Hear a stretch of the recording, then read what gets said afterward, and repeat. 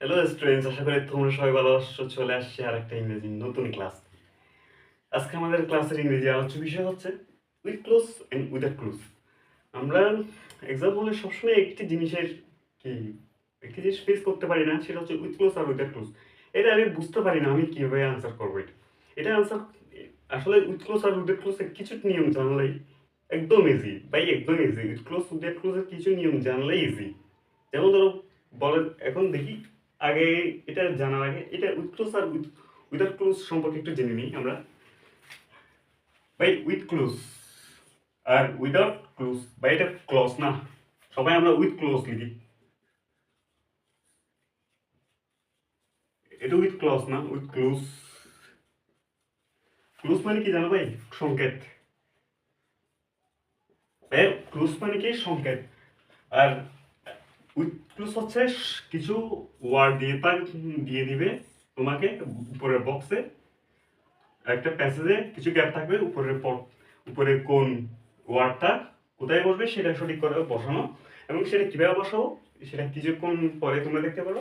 আর without close হচ্ছে উপরে কোনো ওয়ার্ড দেওয়া থাকবে না, তুমি তোমার ইচ্ছে মতো যে কোনো ওয়ার্ড বসাতে পারবে, কিন্তু এটা কোন জায়গায় কোন ওয়ার্ড বসবে সেটা আমরা একটু পর দেখবো। আশা করি তোমাদের বুঝাচ্ছে। এটা হচ্ছে উইথ ক্লুজ ভাই, সবসময় মনে রাখবে উইথ ক্লুজ, উইথ ক্লজ না, উইথ ক্লুজ। ক্লজ হচ্ছে অপর একটি বাক্য, আর ক্লুজ মানে হচ্ছে সংকেত। উইথ ক্লুজ মানে সংকেত দেওয়া থাকবে, আর আর উইদাউট ক্লুজ মানে সংকেত ছাড়া। আশা করি তোমরা উইথ ক্লুজ আর উইদাউট ক্লুজটা বুঝতে পারছো। এখন দেখিনি উইথ ক্লুজ কিভাবে শেষ করো, উইথ ক্লুজ আর উইদাউট ক্লুজ কিভাবে আমরা। উইথ ক্লুজ আর উইদাউট ক্লুজ আনসার করতে গেলে ভাই বেশি না, 5টা জিনিস জানতে হবে তোমাকে। বেশি না, শুধু 5টা জিনিস। এই 5টা জিনিস জানলে তুমি উইথ ক্লোজ আর উইথ ক্লোজ একদম ইজিলি আনসার করতে পারো। এবার এই 5টা জিনিসগুলো কি কি? এক নম্বরে হলো পার্টস অফ স্পিচ। দুই নম্বরে কি? 2 নম্বর হবে ডিটারমিনার।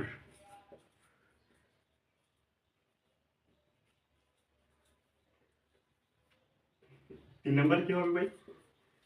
3 নম্বর কি? 3 নম্বর অবভিয়াসলি টেন্স। টেন্স ছাড়া ভাই তুমি কোথাও কোনো কাজই করতে পারো না। টেন্স আর পার্টস অফ স্পিচ, এই দুইটা ছাড়া ইংলিশ অসম্পূর্ণ। চার চার হচ্ছে ভয়েস। আর 5 ট্রানজিটিভ ভার্ব। ট্রানজিটিভ ভার্ব অথবা ইনট্রানজিটিভ ভার্ব।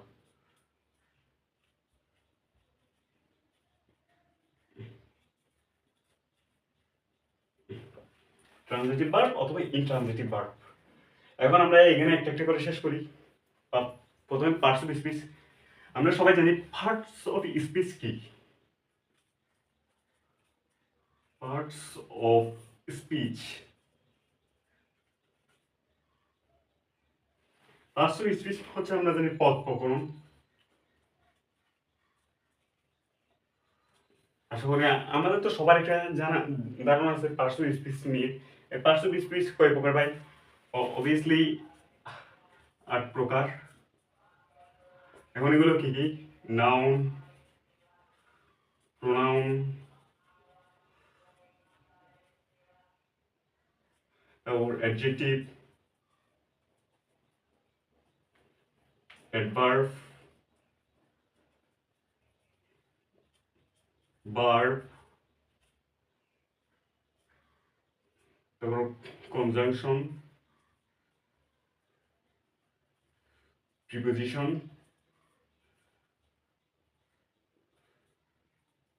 তো ইন্টারজেকশন।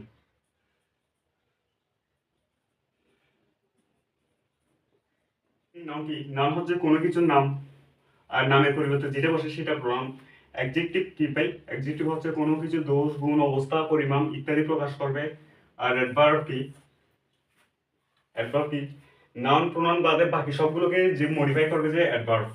নাউন প্রোনাউন বাদে বাকি সবগুলোকে মডিফাই করবে যে, আর নাউন প্রোনাউনকে মডিফাই করবে যে শুধু অ্যাডজেক্টিভ। মানে এটা সবসময় মনে রাখবে কি, নাউন প্রোনাউন, নাউন আর প্রোনাউনকে মডিফাই করবে যে এই অ্যাডজেক্টিভ। আর নাউন প্রোনাউন বাদে বাকি যতগুলো প্রিপোজিশন আছে সবগুলোকে মডিফাই করবে যে অ্যাডভার্ব। এটা শুধু তোমরা মুখস্থ রাখতে পারলে হবে, বাকি কাজটা অটোমেটিক হয়ে যাবে।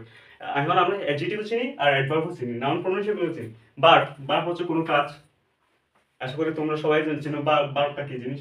কনজাংশন, কনজাংশন হচ্ছে কানেক্টর, মানে সেন্টেন্সের কোনো সেন্টেন্সটা কানেক্ট করবে, দুইটা সেন্টেন্সকে এক পরস্পর কানেক্ট করার জন্য যেটা বসাবে সেটা হচ্ছে কনজাংশন বা কানেক্টর। প্রিপোজিশন, অব্যয় সবসময় জানি, অফ, উইথ, অ্যাট ইত্যাদি, এগুলো প্রিপোজিশন। ইন্টারজেকশন, যে ওয়ার্ডের কোনো বাংলা হয়নি সেটাই হচ্ছে ইন্টারজেকশন। এক কথায় মনে রাখবে যে ওয়ার্ডের কোনো বাংলা অর্থ নেই, যেমন আলাস, দুঃখ প্রকাশ করলে, আনন্দ প্রকাশ করলে হুরে, এগুলো হচ্ছে ইন্টারজেকশন, এগুলো কোনো বাংলা অর্থ নাই। আশা করি তোমরা পার্সোনাল স্পেস বুঝতে পারছো। এখন আমরা জানবো ডিটারমিনার।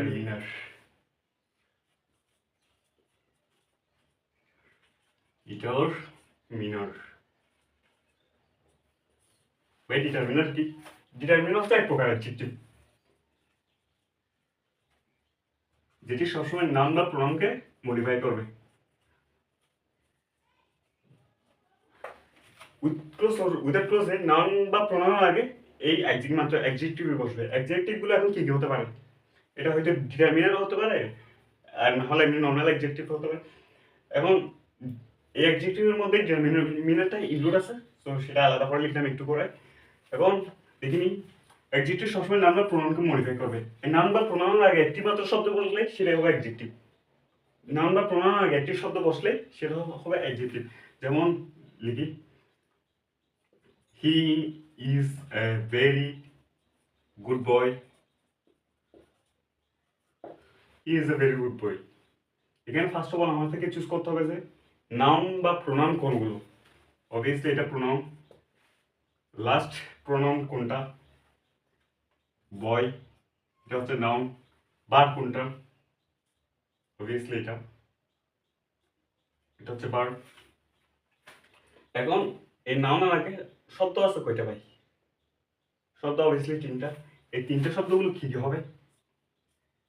কোনগুলা কি? একটু আগে বলছিলাম নাউনের আগে যে কোনো একটা শব্দ থাকলেই সেটা হবে যে কি? অ্যাডজেক্টিভ। সো গুড, এটা যেহেতু নাউনের আগে অ্যাডজেক্টিভ, যেহেতু গুড বয় কেমন ছেলে, গুড ভালো ছেলে, সো নাউনটা মডিফাই করছে যে কি? অ্যাডজেক্টিভ। এখন কেমন ভালো, খুব ভালো, খুব। এখন অ্যাডজেক্টিভকে মডিফাই করবে কি? আমি একটু আগে বলছিলাম অ্যাডজেক্টিভকে মডিফাই করবে অ্যাডভার্ব। আর কেমন ভালো, খুব ভালো, কয়টি ভালো, একটি, কয়টি ভালো ছেলে, একটি। সো এটা কি? এটা হচ্ছে অ্যাডভার্ব। মনে রাখবা নাউনের আগে একটি মাত্র শব্দ লাগলে সেটা হবে যে অ্যাডজেক্টিভ, আর অ্যাডজেক্টিভের আগে যতগুলো শব্দ থাকবে সবগুলো অ্যাডভার্ব হয়ে যাবে। আসলে তোমরা এটা বুঝছো। এখন দেখে নি ডিটারমিনারটা কি জিনিস। ভাই ডিটারমিনার হচ্ছে এক প্রকার অ্যাডজেক্টিভ যেটা আমরা প্রোনাউনকে মডিফাই করবে, এটা একটু আগে বললাম। এখন দেখে নিন ডিটারমিনার। ডিটারমিনারে কি কি আছে? First of all demonstrative.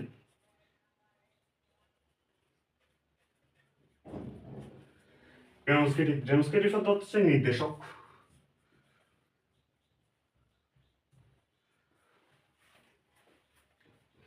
Demonstrative শব্দ অর্থ হচ্ছে নির্দেশক। ভাই নির্দেশক কোনগুলা?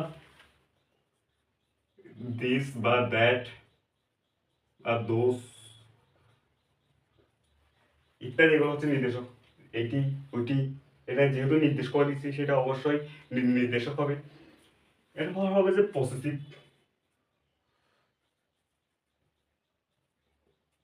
পজিটিভ ভাই, পজিটিভ কোনগুলো? আমরা জানি প্রোনাউনের, আমরা জানি প্রসেস পর্যায়ে সবসময় প্রোনাউনের, যেমন হি এর পজিটিভ ফর্ম হচ্ছে হিজ, তারপর হার, তারপর your positive form same you, my কি যে আই এর পজিটিভ ফর্ম হচ্ছে মি।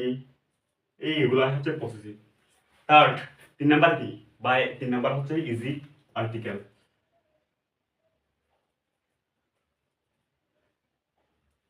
আর্টিকেল আর্টিকেল কোনগুলা ভাই?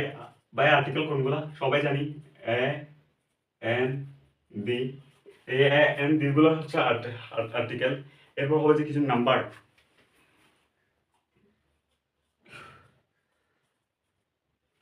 এখন ভাই নাম্বার, নাম্বারগুলো কি ফার্স্ট সেকেন্ড থার্ড ফোর্থ ইত্যাদি যতগুলো আছে সবগুলো হচ্ছে নাম্বার। তারপরে হচ্ছে কোয়ান্টিফায়ার। কোয়ান্টিফায়ার হচ্ছে পরিমাপক। কোয়ান্টিফায়ার অর্থ হচ্ছে পরিমাপ করা বা পরিমাপক। যেমন হচ্ছে সো মেনি, লিটল, এফইউ ইত্যাদি এগুলো হচ্ছে quantifier. So many, little, few ইত্যাদি এগুলো হচ্ছে কোয়ান্টিফায়ার। এরপর আরেকটা আছে লাস্ট, এটা হচ্ছে ইন্টারোগেটিভ। ইন্টারোগেটিভ ইন্টারোগেটিভ কোনগুলো হোয়াট, হুইচ, হাউ ইত্যাদি এগুলাই থাকলে সেন্টেন্সের মাঝখানে সেগুলো হচ্ছে ইন্টারোগেটিভ। আশা করি তোমরা ডিটারমিনেটটাও বুঝতে পারছো। এখন আমরা দেখবো কি টেন্স। টেন্স আমরা সবাই জানি প্রেজেন্ট, পাস্ট, ফিউচার। টেন্স ভাই কয় প্রকার?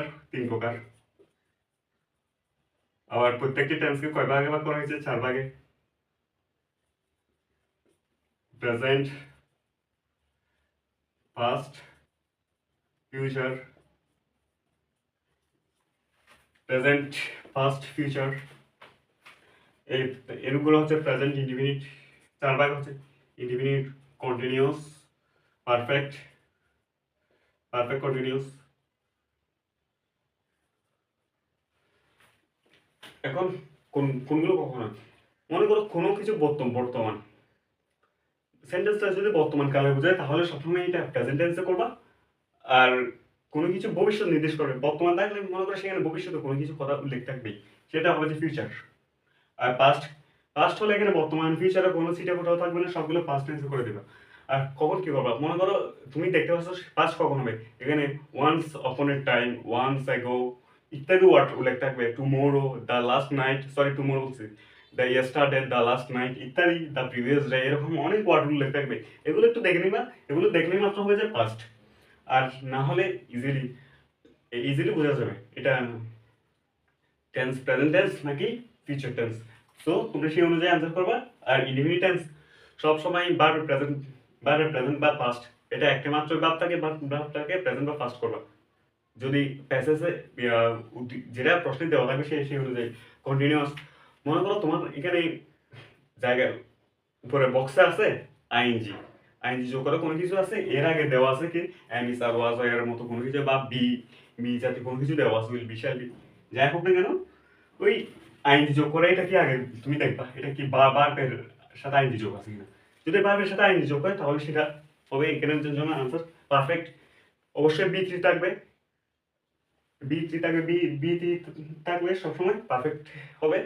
আর ওইখানেও বি থ্রি করা থাকবে। না হলে যদি মনে করো এটা সুইটেবল, তুমি নিচ থেকে এনে এটা বি থ্রি করতে পারবে। তুমি এটা চাইলে চেঞ্জ করতে পারবা, এটা কোনো সমস্যা হবে না। তুমি চাইলে এটা তুমি ইচ্ছে মতো চেঞ্জ করতে পারো, এটা সমস্যা হবে না। তুমি জাস্ট সেন্টেন্সটাকে তোমার থেকে মিলাইতে হবে সুন্দর করে। আর তুমি জাস্ট উৎক্রোশ আর উইথ আনসারগুলো লিখবা, পুরো প্যাসেজ লেখার দরকার নেই। আর পারফেক্ট কন্টিনিউয়াস হ্যাভ বিন বা হ্যাজ বিন ইত্যাদি উল্লেখ থাকবে। Have been, has been, had been এগুলো উল্লেখ থাকবে। এগুলো থাকলে ভার্বের সাথে আইএনজি যোগ করে দিবা, এটা শেষ। আর যদি আইএনজি যোগ করা থাকলে তুমি সেন্টেন্সটা মিলাই মানে ওয়ার্ডের অর্থগত মিলিয়ে এরপর পারফেক্ট কন্টিনিউয়াসে আনবা।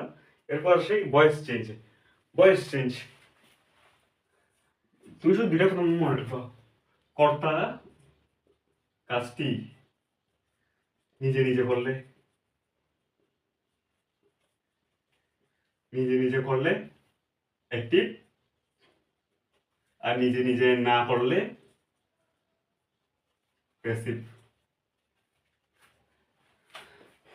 প্রশ্ন একটু উল্লেখ করা থাকবে। এখন মনে করবে ক্রিকেট ইজ ভেরি, আচ্ছা এটা কত, আই ইট রাইস, এটা একটি কর্তা নিজে নিজে করছে। Is written by me, sorry eaten by me, এটা নিজে নিজে করা নাই, এটা অন্যকে দ্বারা করা হয়েছে। এরকম যদি কোনো কিছু বোঝানো হয় তাহলে সেটা প্যাসিভ হবে। আর যেটা নিজে নিজে করবে সেটা অ্যাক্টিভ। এটা তোমরা আশা করি খুব সহজে ধরে ফেলতে পারবে সেখানে। আর এরপর লাস্ট আছে ট্রানজিটিভ ভার্ব আর ইনট্রানজিটিভ ভার্ব। একদম আমাদের লাস্ট টপিক হচ্ছে ট্রানজিটিভ ভার্ব আর ইনট্রানজিটিভ। দেখবো ট্রানজিটিভ ভার্ব আর ইনট্রানজিটিভ ভার্ব কোনগুলো কি দেখবো, ট্রানজিটিভ ভার্ব আর ইনট্রানজিটিভ ভার্ব। ট্রানজিটিভ আর ইনট্রানজিটিভ আমরা কিভাবে চিনব ভাই? ট্রানজিটিভ ভার্ব আর ইনট্রানজিটিভ ভার্ব আমরা সবসময় কি ভার্ব দেখলে কি বা কাকে দ্বারা প্রশ্ন করবো, তাই কি বলছি, কি এবং কাকে দ্বারা প্রশ্ন করবো ভার্ব দেখলে, উত্তর পাইলে ট্রানজিটিভ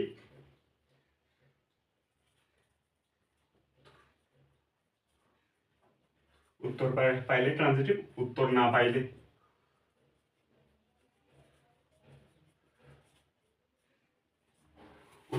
পাইলে সবসময় ইন্ট্রানজিটিভ। বুঝতে পারছো? আশা করি বুঝতে পারছো এটা। ট্রানজিটিভ এবং ইন্ট্রানজিটিভ, ভার্ব যেটাই হবে, ভার্ব দেখলে আমরা কি বা কাকে দ্বারা প্রশ্ন করবো। প্রথমে কি বা কাকে দ্বারা প্রশ্ন করে দেখবো উত্তর পাচ্ছি কিনা। উত্তর পাইলে কি বা কাকে দ্বারা প্রশ্ন করে উত্তর পাইলে হচ্ছে ট্রানজিটিভ ভার্ব, আর কি বা কাকে দ্বারা প্রশ্ন করে উত্তর না পাইলে ইন্ট্রানজিটিভ ভার্ব। আর সবসময় মনে রাখবা ট্রানজিটিভ ভার্বের পরে সবসময় নাউন বা প্রোনাউন বসবে, আর ইন্ট্রানজিটিভ ভার্বের পরে সবসময় কি বসবে? অ্যাডভার্ব। ভাই কি বলছি? ট্রানজিটিভ ভার্বের পরে সবসময় নাউন বা প্রোনাউন বসবে, আর ইন্ট্রানজিটিভ ভার্বের পরে অ্যাডভার্ব বসবে। শুধুমাত্র লিঙ্কিং ভার্ব ছাড়া তুমি যে কোনো ভার্বকে কোয়েশ্চেন কি বা কাকে দ্বারা কোয়েশ্চেন করলে উত্তর পাইলে নাউন বা প্রোনাউন, আর উত্তর না পাইলে হবে যে অ্যাডভার্ব। এখন লিঙ্কিং ভার্বগুলো কি? ভাই লিঙ্কিং ভার্ব ইজি হচ্ছে বিভার্বগুলো হচ্ছে লিঙ্কিং ভার্ব, বিভার্ব বা হ্যাভার্ব। বিভার্ব আর হ্যাভার্বগুলো হচ্ছে লিঙ্কিং ভার্ব।